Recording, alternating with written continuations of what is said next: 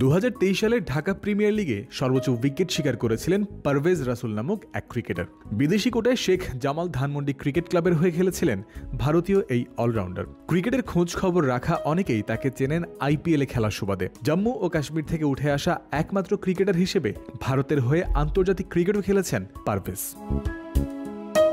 2024 সাল থেকে ঢাকা প্রিমিয়ার লিগে একজন করে বিদেশি খেলানোর নিয়ম বাতিল করা হয়। তা না হলে হয়তো সবশেষ এই আসরেও দেখা যেত রাসুলকে। তবে বিদেশি কোটা বন্ধ হওয়ার আগে ডিপিএলে 4টি মৌসুম মাঠ মাতিয়েছেন এই ইন্ডিয়ান ক্রিকেটার। আর 3 দলের হয়ে বাংলাদেশের লিস্টে টুর্নামেন্ট খেলা পারভেজের উপলব্ধি হলো ইন্ডিয়ান প্রিমিয়ার লিগ আইপিএল এর চেয়েও ঢাকা প্রিমিয়ার লিগ বেশি কঠিন।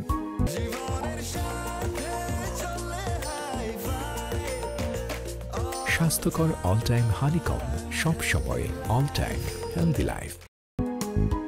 বিনা দ্বিধায় আইপিএল বিশ্বের সবচেয়ে বড় ফ্র্যাঞ্চাইজি টুর্নামেন্ট। প্রসার ও আয়োজনের ব্যাপকতা এতটাই যে আন্তর্জাতিক ক্রিকেটের থেকেও বেশি প্রতিদ্বন্দ্বিতাপূর্ণ বিবেচনা করা হয় আইপিএলকে।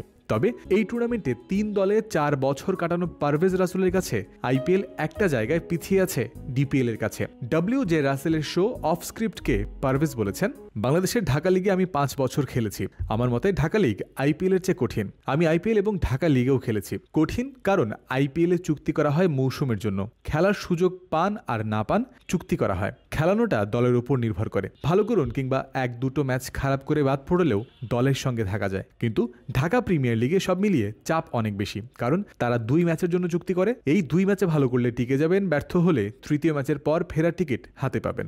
বাংলাদেশের ঘরোয়া ক্রিকেটের সবচেয়ে ঐতিহ্যবাহী টুর্নামেন্ট ধরা হয় ডিপিএলকে। ওয়াসিম আকরাম, মোহাম্মদ ইউসুফ, সানাত, জয়াসুরিয়া, আরবিন্দা ডি সিলভার মতো ক্রিকেটাররা খেলেছেন এখানেই। তবে এমন অনেক তারকা ক্রিকেটার আছেন যারা প্রাথমিক চুক্তির 2-3 ম্যাচে প্রত্যাশা পূরণ করতে না পারায় তাদেরকে আর রাখাই হয়নি দলের সাথে।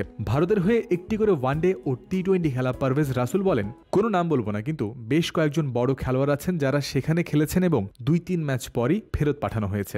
2023-এ ডিপিএল এর সর্বোচ্চ উইকেট শিকারী হওয়া পারভেজ রাসুল 2022 সালে হয়েছিলেন দ্বিতীয় সর্বোচ্চ উইকেট শিকারী। খেলা উপভোগ করছিলেন, দাপিয়ে বেড়াচ্ছিলেন ডিপিএল এর মঞ্চ।